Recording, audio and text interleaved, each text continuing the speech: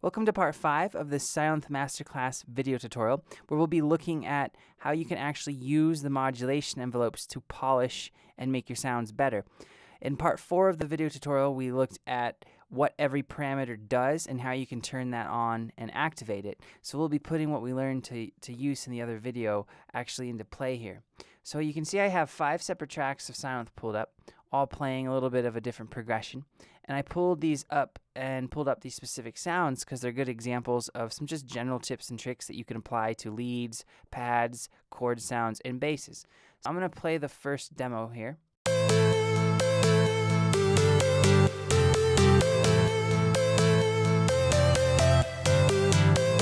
So that consists of a lead, which is this, and this chord synth.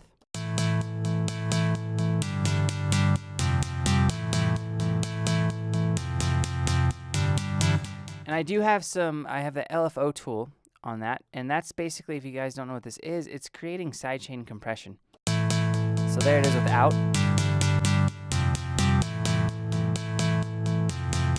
And with. Let's go through, let me open up this first sound here. I'm just going to slow these and play them together.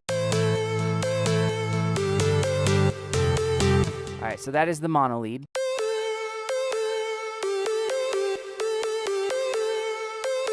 It's a 2-part synth using all 4 oscillators. And you'll see here I have pitch A and B selected and phase A and B selected. And there's no rhyme or reason as to why I made this sound use modulation envelope 2. I probably was tweaking another sound that I had made, and I had already had some parameters selected in modulation envelope boxes for number 1, and so I just started using modulation envelope 2. But here's a sound without the modulation envelopes.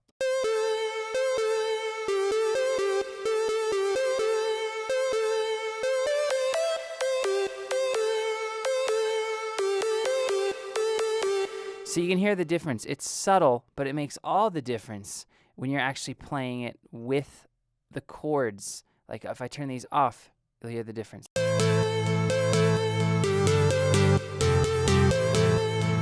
Now I'm going to turn them on.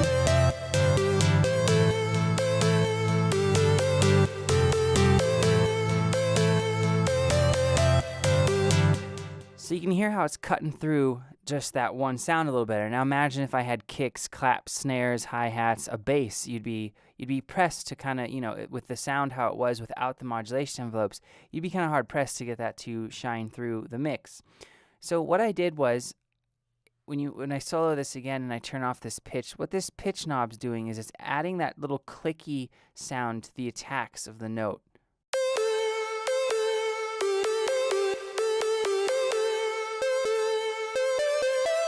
And it's very high pitched because you're using pitch, obviously.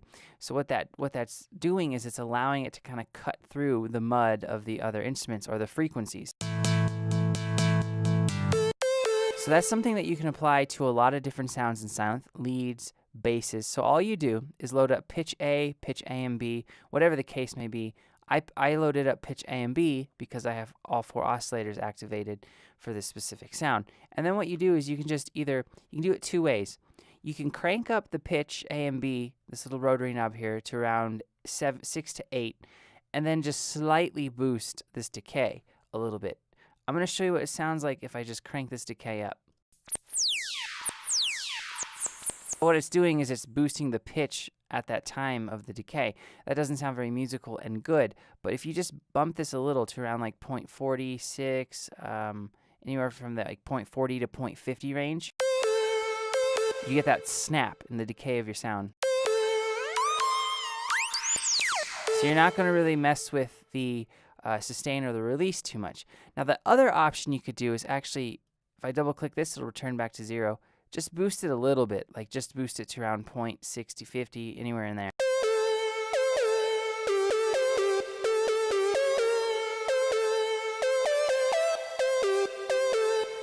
And then pull it up again on another instance of the same modulation envelope and push that up to like 6. And then you get the benefits of both of them. So what one is doing is it's kind of adding this almost pseudo vibrato type feel. because it's a slower pitch bend. And then you can do, to really have it cut through the mix, select your pitch A and B again, and then move the rotary knob up to 6, 7, or 8 range, and you'll kind of get those two effects together, a little bit of a vibrato and that snap and click on your attack. And then what I can do, I also had phase loaded up.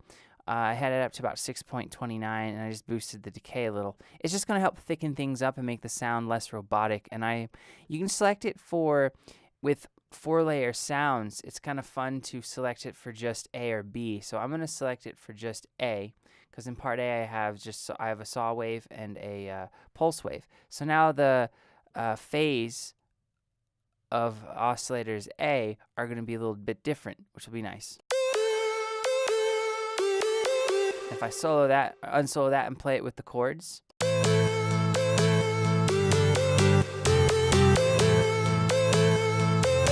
And now I'm going to turn them off.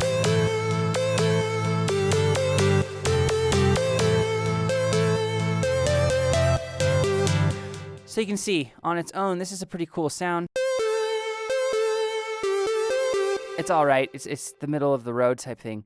But if you add some of these modulation envelope destinations to it, you actually start to get a really cool sound that's actually starting to be mix ready.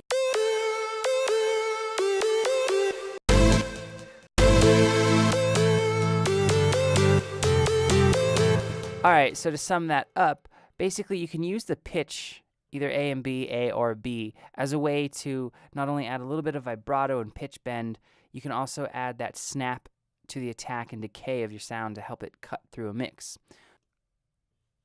Let's move down to this next sound that's making the chord noise. You'll see that I have cut off A and B and pitch A and B selected. So I'm going to turn both of those off right now, and you'll hear the difference. I mean, it basically killed the sound. So when you're doing sound design in Sylenth, you don't always want to crank up the filters as you're making it. That's kind of an annoying sound because of the noise. So I had the filter control all the way down. And then what you do to bring the filter back into play is you use the cutoff modulation envelope destination. And this is really helpful when you're trying to control the decay, the sustain, or the release, or even the attack sometimes of your filter. So if I have this off, the sound's just passing straight through the filter uninhibited. And it's sustaining too long, so it would take the focus out of the mix because I'm using this patch more as a chord. I could use it as a lead. You know, you could use it as a lead, but I'm using this specific instance as kind of this chord accenting my lead, so it makes more sense to select the cutoff A and B. And then boost the decay, the sustain, the release as such. So you can use these modulation envelopes once you get a cool sound that you like or that you start playing a progression with. You can actually think, okay, how am I going to use this in the context of a song or a mix? Is this the lead? Is this the bass? Is this an accent instrument? If it's a lead, you're going to want to open up the cutoff even more on the filter sections. But if it's something that's accenting a lead, you don't want as much cutoff because you don't want them clashing for frequencies. So the best way to do that is to actually use the modulation envelopes and use the decay, the sustain, the release to control the filter.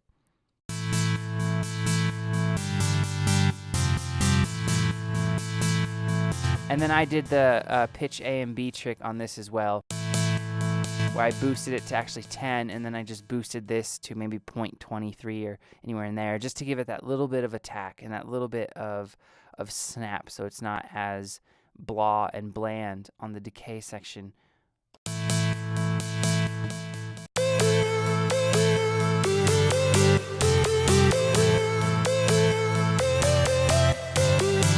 Alright, so that's those two sounds and what I did with those and how you can kind of use those. So I'm going to mute those. Now let's bring in this one.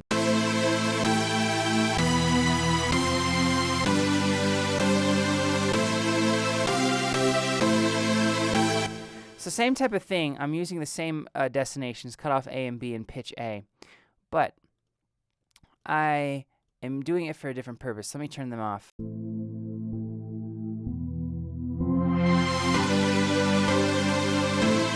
So there is a sound with the same amount of cutoff essentially. And it sounds cool, but it sounds cooler if you actually use the cutoff A and B here. See how there's like a separation in the attacks of the note and the decays?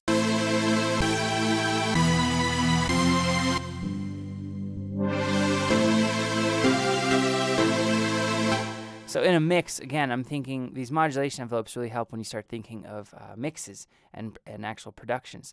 This has much more separation.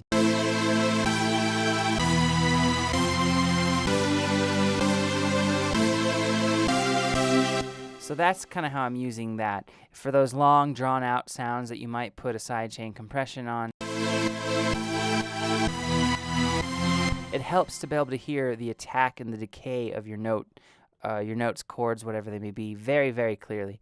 And then also I had this pitch A going on. And that's adding that little squeak. So I actually boosted this to about 2.5, and then the decay up to about 0.80, so almost 1. So you can actually really start to hear that little squeak noise.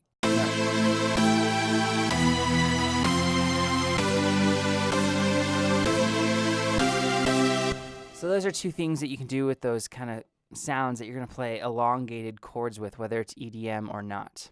All right, moving on to this next one. This is a pad sound.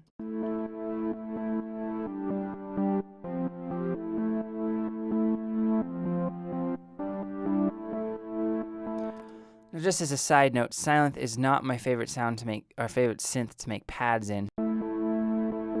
I would actually venture to say that those are some of the hardest sounds you can make in Sylenth, just because of the waveforms that you're afforded. So you can do some unique things though with the modulation envelopes. You'll see here I have pan B and pan A, and it could be pan A or pan B. That's just how I did it. No rhyme or reason there. So I'm going to take these off. So it's pan B and pan A, right?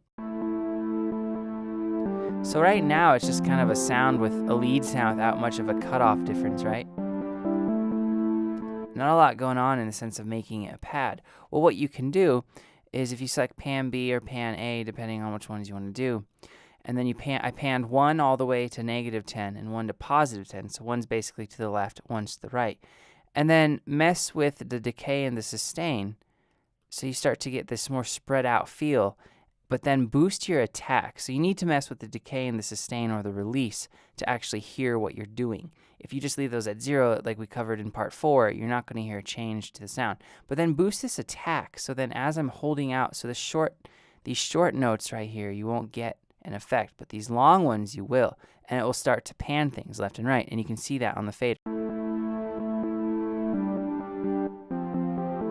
See how those are dancing around? And now if I boost my attack a little on my actual amp envelope for both part A and part B, because it's a 4-part sound,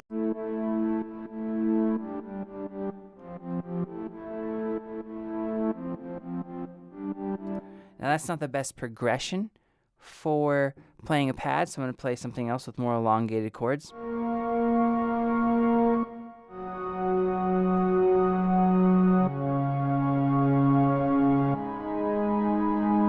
That was a wrong note, sorry about that.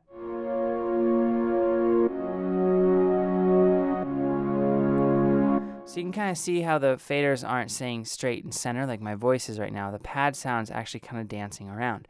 So that is one trick you can use to make your pads a little bit more expressive inside of Sylenth. So now I'm going to move down to the last sound here for this little part of the tutorial. It's this bass sound.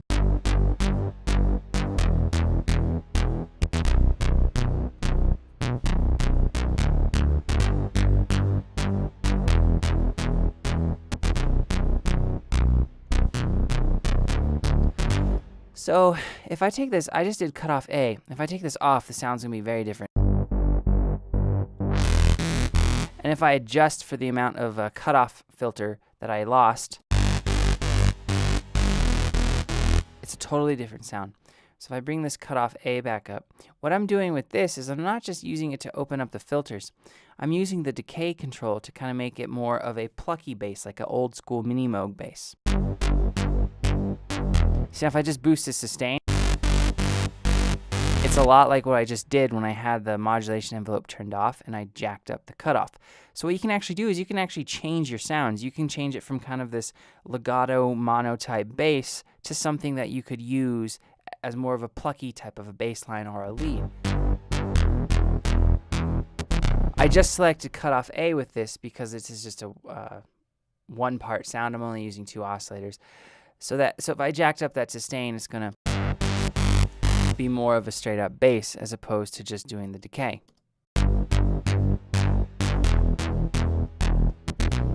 And this is, just as a side note, is a really good type of bass sound that you can. This is a good type of bass sound that you can layer with more digital sounding basses to kind of thicken things up on the attack. So that covers 5 tips and tricks that you can kind of use in the modulation envelopes to really polish sounds and even change the sound from kind of a legato sound to a very plucky and percussive sound. So the next part we're going to be looking, in the next video, we're going to be discussing the LFO panels, and that will be part 6 of this masterclass tutorial. I'll see you there.